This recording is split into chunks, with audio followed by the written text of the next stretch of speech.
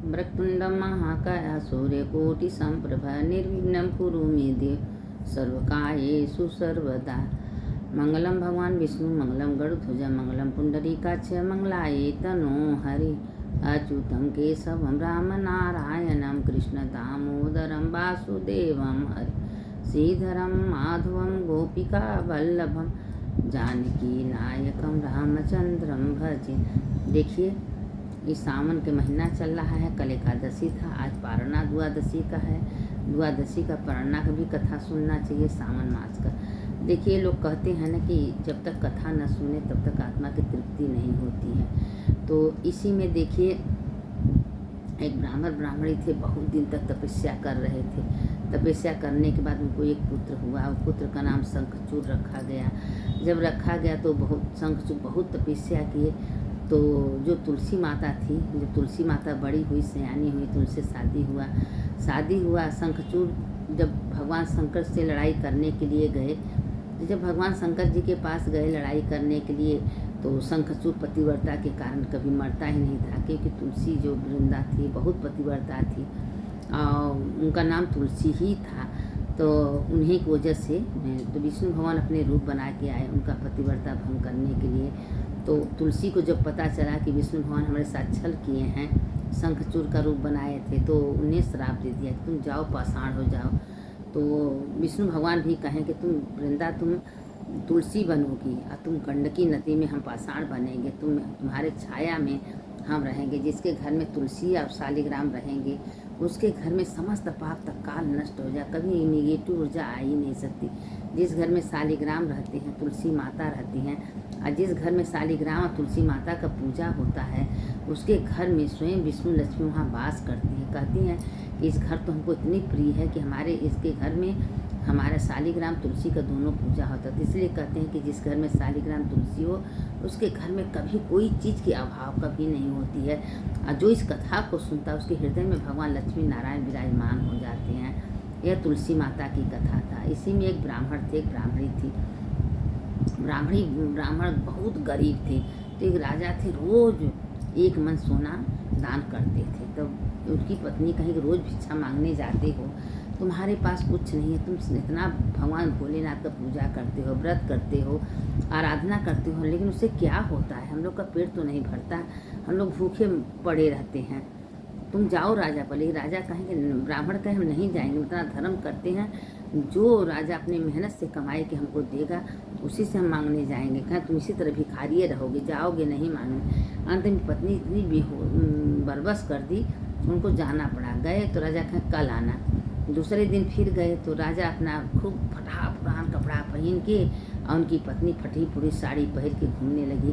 भाई कोई काम दे दो, कोई काम दे दो। तो एक लोहार के पास गई, लोहार के पास गई, कहें काम दे दे। तो वो अपना राजा को दे दिया कि तीन लोहा ने आग निकालो, इसको पीट पीट के बनाओ। और उनसे कहा कि जो रानी थी उनको कह दिया कि तुम इसी आग में कोयला लिया कि झोंको। अब उन्होंने दिन भर, भाई रानी सुकुमारी थी, पानी भर के ले आती थी, कोयला में डालती, उनके हाथ में फुटका पड़ जाता था। राजा भी पसीने पसीने होकर मेहनत करते थे। मेहनत से शाम हुआ, 2 पैसा रानी को, 2 पैसा राजा को मिला, 4 पैसा लेकर अपने घर पर आए। दूसरे दिन जब ब्राह्मण भिक्षा में, तो ही 4 पैसा ब्राह्मण को दे, क्योंकि राजा का बहुत कठिन मेहनत की कमाई थी। जब दे दिए ब्राह्मण को, तो ब्राह्मण लेके आए, तो कहें कि दिए तो दिए, क्या दिए? 4 पैसा दिए। वो अपन क्या किए, वो 4 पैसा एक पेड़ के नीचे डाल दी। अब वो 4 पैसा में खूब सुंदर 4 वृक्ष तैयार हुआ। 4 वृक्ष तैयार हुआ में खूब रात को खूब छोटा सारे मोती फटता था। और वो जो रानी ब्राह्मणी को पता भी नहीं था, सोची कोई चीज़ का बीज है।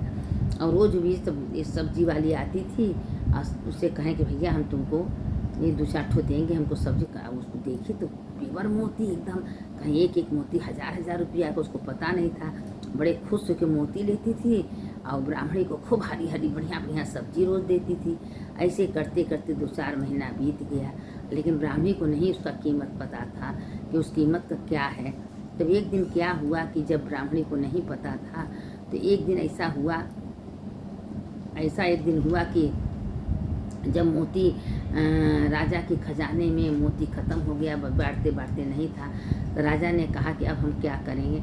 तो ब्राह्मण कहा तुम सारे मोती बटोर के रखिए और दे दो, हम राजा को दे दे। कहें ठीक है, कहें वही मोती से तो हम सब्जी उब्जी लेते हैं, हमारे घर का खर्चा चलता है। कहें ठीक है, राजा के पास रहते। कहें तुम इतना प्योर बढ़िया मोती कहाँ से भाई, करोड़ों का मोती है। कहें राजा तुमको याद है, राजा तुम 4 पैसा दिए थे, उसका कीमत नहीं समझे, उसको उठा के एक पेड़ी में डाल दे, 4 वृक्ष हुआ, चारों वृक्ष से इतना मोती फटता है। कहें बताइए, तब राजा को समझ में आया कि मेहनत की कमाई इतनी बड़ी होती है। हम दिन भर मेहनत हम रानी राजा किए तो 4 पैसा मिला, 4 पैसा का तो हम करोड़ों अरबों का संपत्ति हो गया।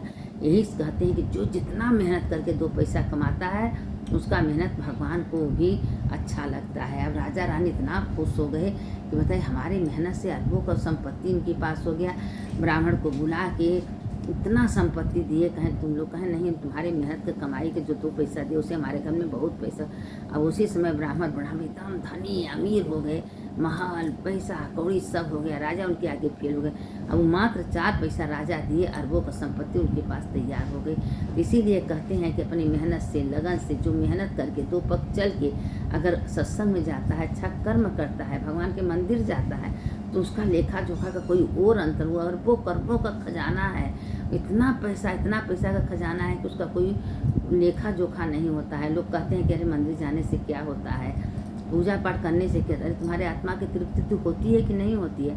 तुम घर में बैठे रहो, फालतू यहर से वहर बात करो, और तुम मंदिर में जाके एक माला जप करो, देखो उससे कितना शांति मिलती है। तो सत्संग जाओ, बढ़िया बढ़िया बातें सुनो, बढ़िया तुम्हारे दिमाग में, तुम्हारे हृदय में जो आवाज़ जाती है वह भगवान की आवाज़ जाती है, भगवान का लीला सुनने में आता है। तो उससे क्या होता है कि हमको आत्मा की तृप्ति होती है। और लोग कहते हैं सत्संग से क्या होता है, मंदिर जाने से क्या होता है, पूजा करने से क्या होता है। पूजा करने से, सत्संग जाने से हमारे आत्मा की तृप्ति होती है। लेकिन ये सब जो जानता है वही जानेगा, सब नहीं जानेगा, क्योंकि सब इतने बड़े ग्रंथ है, इतने बड़े धर्मात्मा हो जाते हैं कि आज शिव पुराण वही होता है, रामायण वही होता है, गीता वही होता है, लेकिन जब सुनिए तब नया लगता है। इसीलिए भगवान स्वयं अपने मुँह से कहते हैं। आज देखिए प्रदोष भी है, आज सावन का अंतिम सोमवार भी है, आज कितना बड़ा पर्व है। आज के दिन जो सत्संग कथा सुनना है, मंदिर जाएगा, दर्शन करेगा, उसके सारे ज़िंदगी का पाप तत्काल नष्ट हो जाएगा। क्योंकि ये डबल सावन हो गया था और वो पुरुषोत्तम मास मिल गया था, इसलिए ये आखिरी सोमवार है। तो आखिरी सोमवार का कथा भी आप लोग सुनिएगा, क्योंकि कथा हम आप लोग को सबको भेज दिए हैं पहले ही से।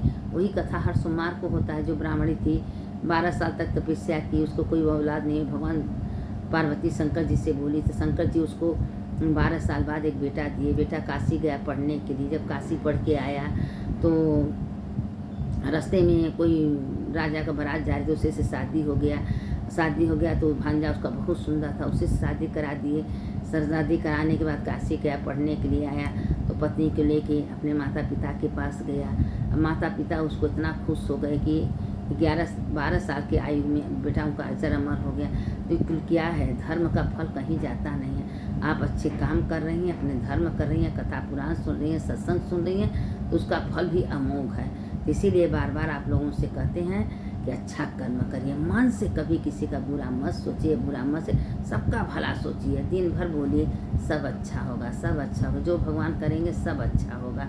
भगवान सबके साथ अच्छा करिए, देखिए अच्छा करेंगे अच्छा होगा। कल गलती हो गया, कल हमको समय नहीं मिला, हम आप लोग को एकादशी का कथा नहीं डाल सके, कोई बात नहीं है। आप लोग किताब से सुन लीजिए, कहीं से सुन लिए, आज द्वादशी का डाल दिए हैं, सावन मास थोड़ा बहुत बोल दिए हैं, और भोलेनाथ का कथा विचार सुन लीजिएगा। सुनने का बहुत बड़ा पुण्य है, और जो कथा सुनता है उसके हृदय में बाबा विश्वनाथ का वास होता है।